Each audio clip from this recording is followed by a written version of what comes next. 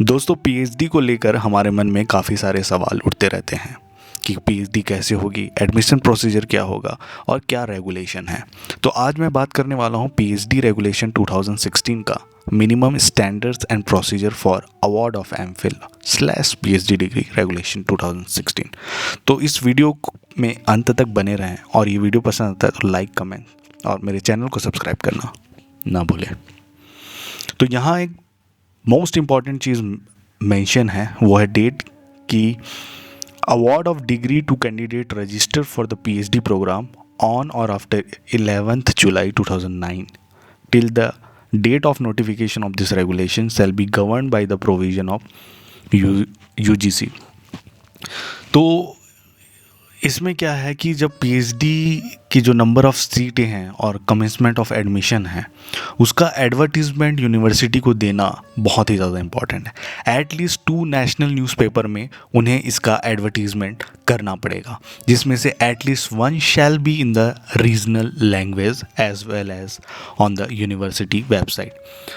और इसे annual basis पे recommended by the concern academic bodies, जिसमें एकेडमिक काउंसिल है, आपका डिपार्टमेंटल रिसर्च कमेटी DRC और research degree committee of the university RDCU, a predetermined number of PhD scholars to be admitted in various department of the university.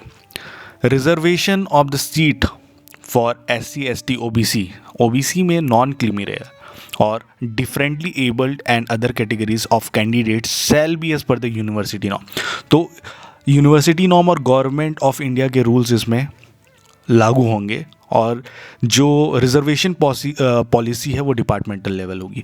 Eligibility criteria क्या है admission PhD के लिए? Candidate for admission of PhD program shall have a master degree और a professional degree declared equivalent to the master degree by the corresponding statutory regulatory body with at least 55% marks in aggregate or its equivalent grade B in the UGC 7-point scale। ये बहुत important है। Relaxation 5% मिलेगा, 55 से 50% हो जाएगा equivalent relaxation SC, ST, OBC, non creamy और differently abled categories के लिए। और मास्टर डिग्री प्रायर टू 19 सितंबर 1991, ये बहुत इम्पॉर्टेंट है, ये उनके लिए लागू हो रहा है सितंबर 1991। Duration of PhD program, IGNTU में ड्यूरेशन ऑफ पीएचडी प्रोग्राम कितना है? तो मिनिमम ड्यूरेशन है 3 years including the course work होता है 6 महीने का, याद रखिए। और मैक्सिमम जो पीएचडी करने का लिमिट है वो है 6 year। If a candidate fails to submit the thesis at the end of the stipulated period 3 year, the DRC may grant an extension up to 2 year। तो 2 साल का एक्सटेंशन मिल सकता है, वो भी DRC जो डिपार्टमेंटल रिसर्च कमेटी है उसके रिकमेंडेशन पे। पर सबसे पहले 1 साल का मिलेगा, 1 साल में भी एक्सटेंशन में काम नहीं होता तो दूसरे साल एक्सटेंड होगा। If a candidate fails to submit the thesis within the extended period 3 year + 2 year, तो टोटल 5 साल, यानी 3 साल तो आपको करना ही करना है और 2 साल का एक्सटेंशन मिलेगा, टोटल 5 साल का होगा। और उसमें सही आपका पर्पज़ होना चाहिए, आप जो सब रिपोर्ट सबमिट करेंगे DRC को वो रिकमेंड करेंगे, तो इस तरीके से वो आगे प्रोसीड होगा। और यहाँ क्या है कि the total period of submission of the thesis continued from the date of her admission does not exceed 6 year, 6 साल से ज़्यादा नहीं हो सकता। तो ये आप ज़रूर ध्यान में रखें और इसके बियॉन्ड एक्सटेंशन नहीं मिलेगा। After the expiry of 6 year period the candidate has to re register. तो प्रोसीजर ऑफ एडमिशन क्या है? Admission through the entrance test, research eligibility test आपको देना पड़ेगा और the examination section of the university shall conduct RET once in a year। भाई यहाँ once in a year लिखा हुआ है, बट हर साल सीट होना पीएचडी का ये बहुत ज़्यादा इंपॉर्टेंट है। हर साल अगर सीट नहीं है, सुपरवाइज़र की सीट फुल है, तो ये वैकेंसी हर साल नहीं आने वाली जो पीएचडी की सीट्स हैं। तो वो मैंने पहले ही बताया था कि एकेडमिक काउंसिल डिसाइड करेगा, डिपार्टमेंट वाइज सीट्स देखेगा, तब वो हर साल ले सकता है। तो RET हर साल नहीं होता, जब सीट्स खाली होती हैं जितनी होती हैं तब RET कंडक्ट होता है। तो RET को आपको क्वालिफाई करना है, तो क्वालिफाइंग के लिए आपको मिनिमम 50% मार्क्स तो लाने ही हैं। अगर आप 50% मार्क्स नहीं लाते तो आप सेलेक्ट नहीं हो सकते, वो सीट वैकेंट ही रहेगी। और 5% रिलैक्सेशन मिलेगा क्वालिफाइंग मार्क्स के लिए SC ST और differently abled category of candidates को। The syllabus of RET shall consist of 50% of research methodology, 50% research methodology होगा और 50% shall be subject specific. Question paper shall be comprised of objective type question. तो objective type questions आएंगे जो कि होंगे multiple choice question. और very important note, no negative marking. तो आपको पूरे क्वेश्चंस अटेम्प्ट करने हैं, rather you know the correct answer और नॉट। आपको सारे क्वेश्चन अटेम्प्ट करना और 50% से ऊपर ही मार्क्स लाने हैं, तभी आप क्वालिफाई होंगे और मेरिट लिस्ट में आएंगे। तो ये बेसिक प्रोसीजर है, जो प्रोसीजर है IGNTU का। उसके बाद आता है एग्जाम्प्टेड। कुछ कैंडिडेट सोचते हैं कि यार कुछ एग्जाम्प्टेड हो जाए, मुझे RET नहीं देना है, मुझे जाना है without appearing in the RET। However apply the application.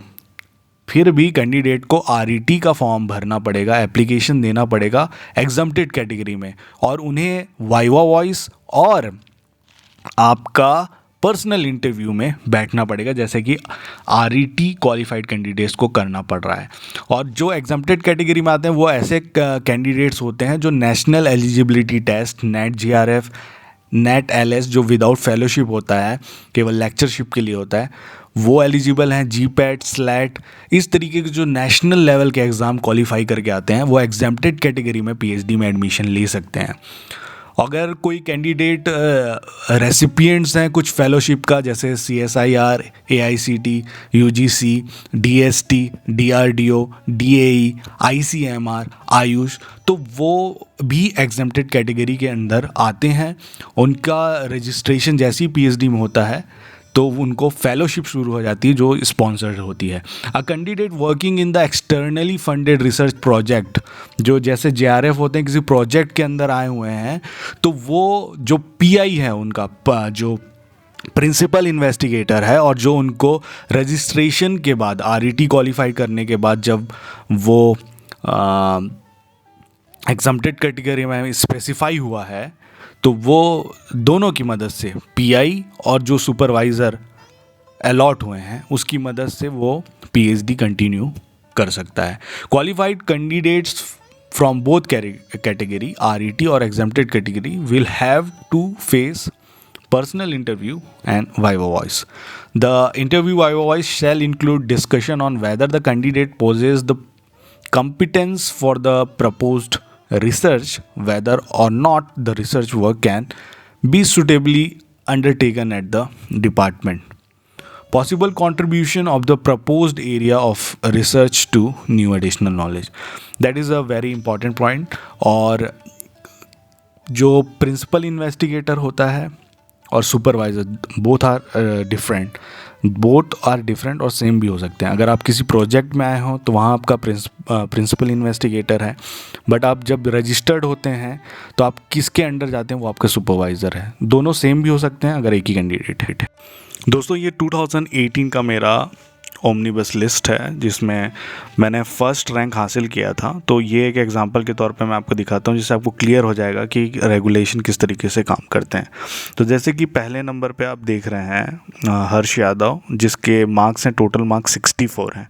उसके बाद आप देख सकते हैं खुशबू चौधरी, और यहाँ लास्ट में हम जाते हैं 7th नंबर पे। तो यहाँ संजीव कुमार पटेल, जिनका UGC NET या GPAT लिखा हुआ है, एग्जाम्प्टेड कैटेगरी, और 50 मार्क्स हैं।